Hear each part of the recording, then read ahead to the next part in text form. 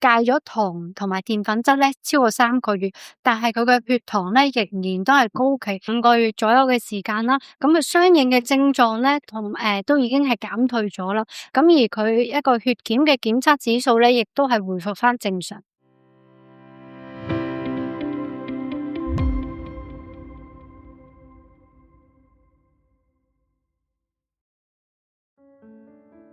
咁有個少少嘅案例分享啦，咁有一位35歲嘅女士啦，咁佢近1-2年咧都出現一個嘅反覆嘅關節炎啦、神經啦、肌肉腫痛啦，甚至乎咧亦都會覺得好疲倦嘅。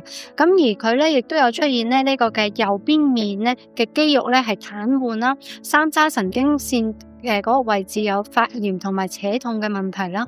咁同時間咧，佢亦都已經咧話係戒咗糖同埋澱粉質咧超過3個月，但係佢嘅血糖咧仍然都係高企，空腹血糖咧指數係超過11嘅。同時間咧，佢亦都有呢個心跳同埋手震嘅問題嘅。類固醇去治療咗3-4個月啦，但係效果唔理想啦。亦都有揾中醫嘅診治啦，但係咧個情況係有稍微舒緩咗嘅，但係咧都係未如理想。佢而家仍然咧都係仲有呢個嘅面部抽痛啦，跟住之後神經線會腫痛啦，空腹血糖仍然都係超過11嘅。經由呢個嘅 CRT 檢測咗發現之後咧，咁佢係有呢個嘅甲狀腺嘅功能啦，出現異常啦，胰臟亦都出現異常啦。同時間呢啲自身免疫系統嘅檢測件咧，亦都係出現一個異常嘅狀態嘅。所以咧，佢係屬於一個自身性免疫系統攻擊嘅一種，有呢個嘅全身性嘅攻擊性嘅問題啦。同時間亦都有攻擊佢局部嘅一啲嘅器官同埋腺體嘅。